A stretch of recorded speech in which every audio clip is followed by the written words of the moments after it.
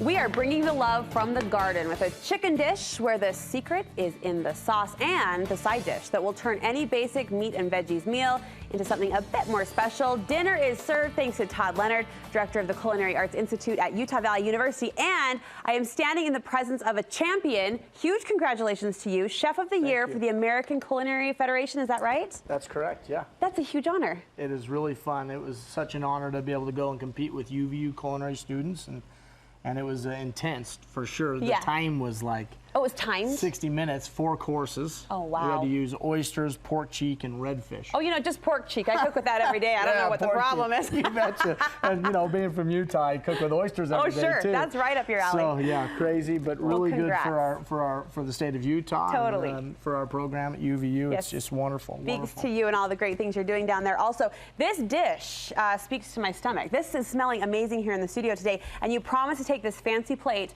and make it doable for us home cooks. Very easy and very attractive to the garden. Okay. So right now, I don't know about you, but my garden's kind of going crazy. Like I actually was in my garden Saturday, and I'm like, it was more like the garden of weeding, but the harvest is good. I mean, I had tons of tomatoes and peppers and zucchinis. Cool. It was really, really nice. So the first thing I want to do is the corn in Utah is delicious. Amazing. It's so wonderful, and so you can just see how good the corn is. And I know hopefully all of us are eating and taking advantage of the season, like peaches. Yes. And corn, and my beets are finally coming on where I can pick them and start eating. What are we doing with the corn? So the corn, we just wanted to highlight the corn and make a corn risotto.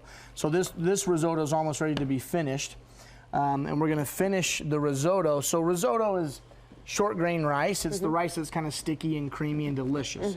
UVU Culinary Arts, we actually went to Italy in May with about 20 students, and it was so much fun. We had tons of risotto, especially risotto Milanese. It's so comforting. So this little pot here is actually the corn, the cob that I've taken the corn off, and I've cooked that in some vegetable stock. I also put a little bit of cream in there. And you kept the cob in? I kept the cob in just to release the flavor. Oh, so it's more flavor. Okay. Then you take this whole pot and you put it in the blender, and you blend it and you make corn puree. Okay, so that then goes with at your rice. the end of the rice, you put your corn puree in. Okay. And that's what's going to make it really corny. Step aside, let me stir, sir. Stir that up. Let me be your sous chef. It's going to make it really corny. No pun intended. And then, of course, with risotto, you're going to add lots of butter. And what's better than corn and butter? Can't think of anything. To be honest with you, corn... Yeah, that was a small amount. Whoa, just a little dash there, just a little slice of butter, pat of butter. All right, take us to the main dish. How do we pull this off? Then we take a little bit of the chives. Okay.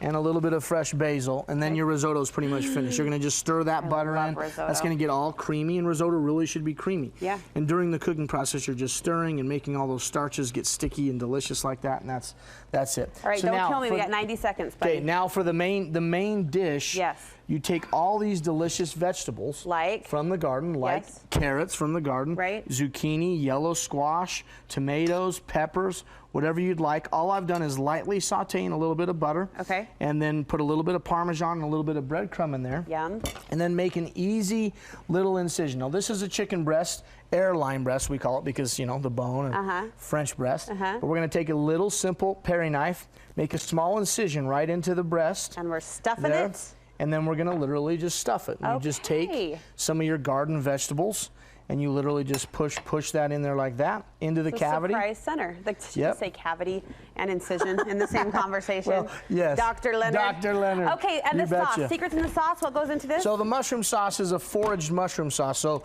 obviously the harvest of Utah mushrooms, or Oregon, it mostly is in the springtime, first of summer.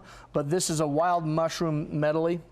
Shiitakes and other wild mushrooms that are in here, but it's like a little chicken gravy, chicken jus. Okay, chicken jus. Chicken that jus. I can do. I didn't mean to rhyme. Yep. Drizzle it over, and the presentation is stunning.